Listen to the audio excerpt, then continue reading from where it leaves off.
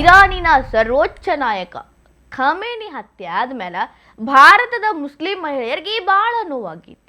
ಎಷ್ಟು ನೋವಾಗೈತಿ ಅಂದ್ರ ಸ್ವಂತ ತಮ್ಮ ಅಣ್ಣ ಅಪ್ಪ ಸಂಬಂಧಿಕರೇ ಸತ್ತೋಗ್ಯಾರು ಅನ್ನೋಷ್ಟು ನೋವಾಗ್ಬಿಟ್ಟೈತಿ. ಎದಿ ಬಡ್ಕೊಂಡು ಅಳಾಕತ್ತಾರ. ಆ ವಿಡಿಯೋಗಳೆಲ್ಲ ನೀವು ಈಗಾಗಲೇ ನೋಡಿರಿ. ಆಬ್ವಿಯಸ್ಲಿ ಅವರ ಲೀಡರ್ ಅನ್ಕೊಂಡಿದ್ರು, ಅವರ ಗೈಡ್ ಅನ್ಕೊಂಡಿದ್ರು, ಅವರಿಗೆ ಬುದ್ಧಿ ಹೇಳೋ ಗುರು ಅನ್ಕೊಂಡಿದ್ರು. ಪಾಪ ಅವ್ರಿಗೆ ನೋವಾಗೋದು ತುಂಬ ಸರ್ವೇ ಸಾಮಾನ್ಯ. ತಮಗೆ ಬೇಕಾದವ್ರನ್ನ ಕಳ್ಕೊಂಡಿದ್ದಕ್ಕಾಗಿ ಅವರಷ್ಟು ನೋವು ಅನುಭವಿಸಕತ್ತಾರ, ಒಪ್ಕೊಳ್ಳೋನು. ಆದ್ರೆ ಅಳ್ಕೋದವ್ರು ಹೇಳೋ ಮಾತದವಲ್ಲ, ಎಂಥವ್ರಿಗೆ ಆಗಲಿ ಭಾರತವನ್ನ ಪ್ರೀತಿಸೋರ್ಗೆ ರಕ್ತ ಕುದಿತೈತಿ. ಕುದಿಯಲ್ಲ ಇರಕ್ಕೆ ಚಾನ್ಸೇ ಇಲ್ರಿ. ಯಾಕಂದ್ರೆ ಇವ್ರ ಬಾಯಲ್ಲೇ ಬರಾಕತ್ತಿರೋ ಮಾತು ಅಂಥವ ಅದಾವ. ಈ ಮಹಿಳೆ ಎಷ್ಟು ಎಮೋಷ್ನಲ್ ಆಗ್ಯಾಳ ನೋಡ್ರಿ. ನಮ್ಮ ಮಕ್ಕಳನ್ನ ಬಲಿ ಕೊಡ್ತೀನಿ, ನಾ ಸಿದ್ಧವಾಗಿದ್ದೀನಿ ಅಂತ ಅನ್ನಕತ್ತಾಳ. ಏನ್ ಇರಾನ್ ಮೇಲಿನ ಪ್ರೀತಿ, ಏನ್ ಕತ್ತಿ. हमारे जो पेट में बच्चे हैं ना, वो भी हमने उन्हीं के लिए रखे हैं.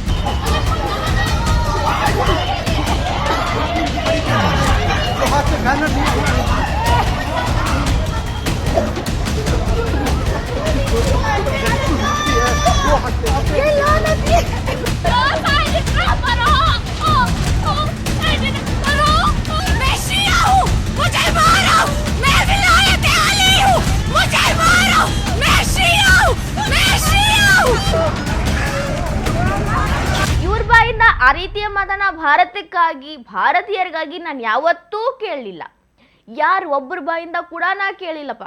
ಈಗ ನೋಡಿದ್ರ ಇರಾನ್ಗೋಸ್ಕರ ಪ್ರಾಣ ಕೊಡ್ತಾರಂತ, ಇರಾನಿಗಾಗಿ ಜೀವವನ್ನ ಬಲಿ ಕೊಡ್ತಾರಂತ. ಭಾರತದ ಮುಸ್ಲಿಂ ಮಹಿಳೆಯರು ಕೂಡ ಅವರಿಗೆ ಜರೂರತ್ ಬಿದ್ರೆ ಅಂದ್ರ ಇವರಿಗೂ ಅವಕಾಶ ಸಿಕ್ತು ಅಂದ್ರ ಇರಾನಿಗೆ ಹೋಗಿ ಇಸ್ರೇಲ್ ಅಮೆರಿಕ ವಿರುದ್ಧ ಹೋರಾಡ್ತಾರಂತ. ಯಾರು ಹೇಳ್ರಿ? ಭಾರತದ ಮಹಿಳೆಯರು ಯುದ್ಧದಲ್ಲಿ ವೀರಾಮರಣ ಹೊಂದಕ್ಕೂ ರೆಡಿ ಇದ್ದಾರಂತ.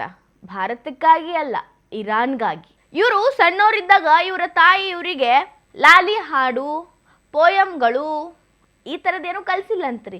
ಕಲಿಸಿದ್ದೇನಿದ್ರೂ ಶಹೀದ್ ಆಗೋದು, ಹುಸೇನಿ ಅವರಿಗಾಗಿ ಸಾಯೋದು.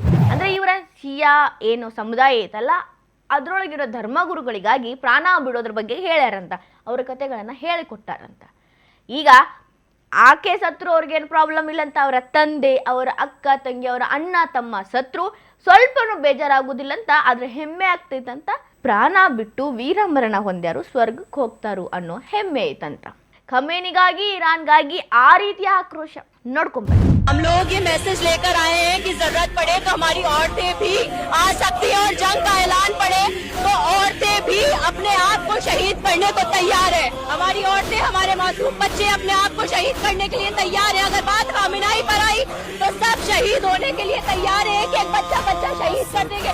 हमारी माँ बचपन में लोरियां नहीं सुनाती, हमें हुसैन के किस्से सुनाती है, हमें बताती है कि शहादत हमें हासिल करनी है, हर हाल में हासिल करनी है. और अगर शहीद हो जाए तो उस बात पे हमें कोई भी इस बात का दुख नहीं होगा कि हमारा बच्चा मर गया, हमारा बाप मर गया, हमारी बहन मर गई. ಇಲ್ಲಿ ಇನ್ನೊಬ್ಬ ಮಹಿಳೆ ಯಾವ ರೀತಿ ಆಕ್ರೋಶದಿಂದ ಹೇಳಕತ್ತಾರ ನೋಡ್ರಿ. ಅಮೆರಿಕ ಇಸ್ರೇಲ್ಗೂ ಇದೇ ಪರಿಸ್ಥಿತಿ ತಂದೇ ತರ್ತೀವಿ, ಇದೆಲ್ಲ ಮುಗಿಯೋದಿಲ್ಲ. ಅವರು ಪ್ರಾರಂಭ ಮಾಡಾರ, ನಾವು ಮುಕ್ತಾಯ ಮಾಡ್ತೀವಿ.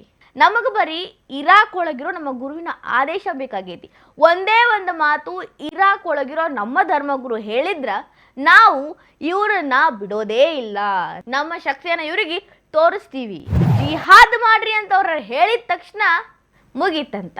ಅವ್ರ ಕತ್ತಿ ಫಿನಿಶ್ ಮಾಡ್ತಾರಂತ.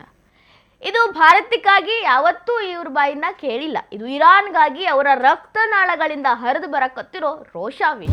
अगर उन्होंने कुछ गंवाया है ना तो गंवाना तो इजराइल और अमेरिका को भी पड़ेगा. इसका बदला लिया जाएगा. बिल्कुल लिया जाएगा, बिल्कुल लिया जाएगा. तो इंतजार में है कि हमारे जो रहबर हैं इराक के अंदर आयतुल्ला सिस्तानी साहब के वो जिहाद का ऐलान दे तो बताएगी शियत में कितना जोर है. ಇಲ್ಲಿ ನೋಡ್ರಿ, ಇನ್ನೊಬ್ಬ ಮಹಿಳೆ ಏನ್ ಹೇಳಕತ್ತಾರ? ನಾವು ಇರಾನ್ದವರು ಇಲ್ಲಿ ಬರೀ ಇದ್ದೀವಿ ಅಷ್ಟೇ. ಇರಾನ್ಗೆ ಹೋಗಿ ನಾವು ಉತ್ತರ ಕೊಡೋಕ್ಕೂ ಸಿದ್ಧ, ಯುದ್ಧ ಮಾಡೋಕ್ಕೂ ಸಿದ್ಧ, ಇರಾನ್ಗಾಗಿ ಸಾಯೋಕ್ಕೂ ಸಿದ್ಧ, ಏನು ಬೇಕಾದರೂ ಮಾಡಕ್ಕೆ ಸಿದ್ಧ ಅಂತ. ಇಲ್ಲಿ ಇರೋದು ಯಾಕೆ ಮತ್ತಿವರು? ಇರಾನದವರು ಭಾರತದಾಗ ಇದ್ದೀವಿ ಅಂದ್ರೆ ಹುಟ್ಟಿದ್ದು ಭಾರತ, ತಿನ್ನೋದು ಇಲ್ಲೇ, ಎಲ್ಲ ಇಲ್ಲೇ ರೀ.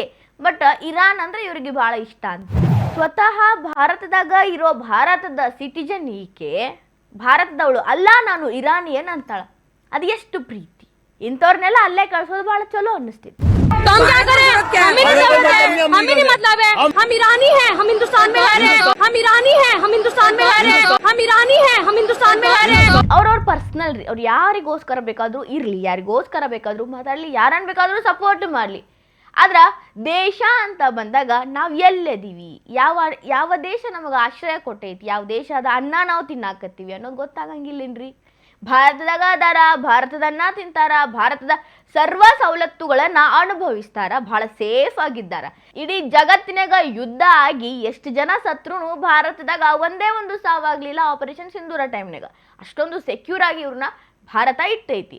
ಆದ್ರೂ ಇವರ ನಿಯತ್ತು ನೋಡ್ರಿ ಯಾರ ಮೇಲೆ.